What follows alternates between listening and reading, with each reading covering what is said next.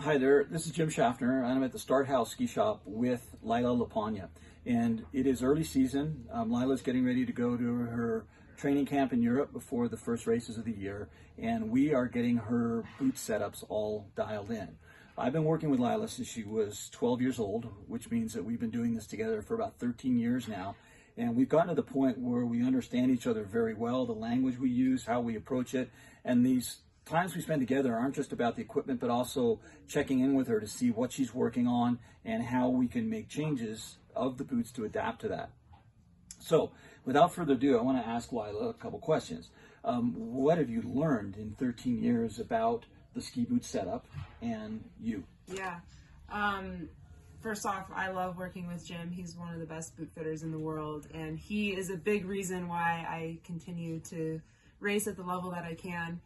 And like he said, we started when I was 12 years old, back when I didn't know what boots were, why they were important, or any of the pertinent information that I know now.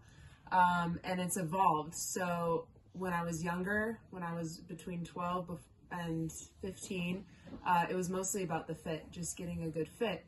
And then as I started to learn about the higher and higher levels of professional skiing and the levels of performance that I wanted to reach, the sessions became more about the performance of the boot and how it works in relation to my own body.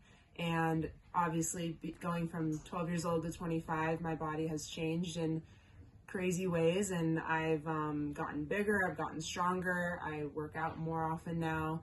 And so as my feet go through these changes, as my legs go through these changes, and as I grow up, we're constantly having to adapt and evolve the boot fitting to try to maximize the performance and comfort as a close second, because you have to be somewhat comfortable to be able to perform in skiing. So yeah, we've definitely gone through a really broad evolution.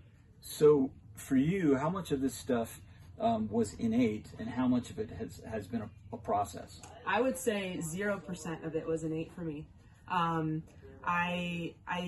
I didn't really give boots much thought. I didn't really understand the importance of boots when I was younger, and this whole process has really enlightened me to the importance of boots. I would say, to give an example, when I'm traveling, boots always come in my carry-on. Skis I'll check, everything else I'll check, equipment, helmet, speed suit, everything, but the boots I always keep by my side because it's the one thing that I cannot change. If I come to a race without any equipment, it's the one thing that I have to connect me to the snow and to whatever skis that I end up skiing on. So all of this was, yeah, all learned, really. Okay, so if you were to give a message, let's say our audience is junior ski racers under the age of, let's say, 18, and the parents of those kids, what's the one thing you want to say that they should do with their setups every year?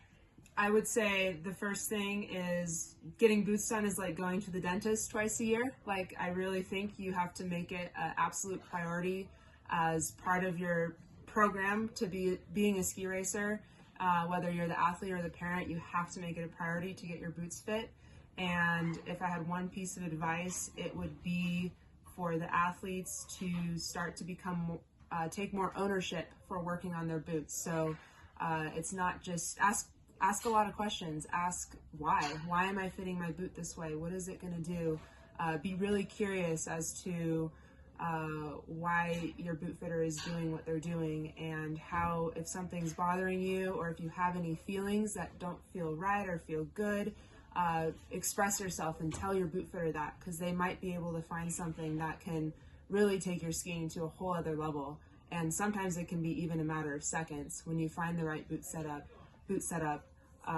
that you really connect with your foot. It's amazing what you can do on snow. So just be really curious, ask really good questions, and make it a priority to go at least twice a year. Excellent.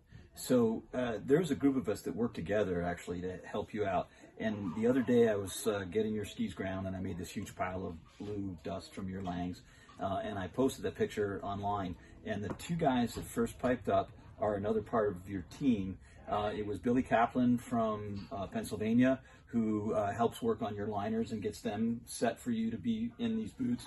And then the other one was Paul in Vail, talking about your skis. And on each response from those guys, I just wrote back a response. I just said Team Lila, which is just this feeling of knowing that what we do with the shell of the boot, what Billy does with the liner, and what Paul does with your skis are all going to make a huge difference for your coming season. Absolutely. So, it's all connected. Very proud to be part of this Team Lila.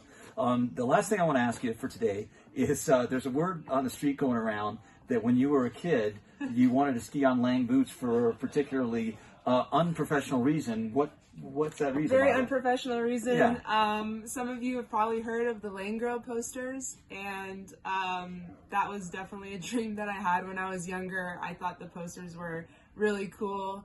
As a young girl, I thought it really showcased just the female empowerment, and it made us look, for lack of a better word, like badasses.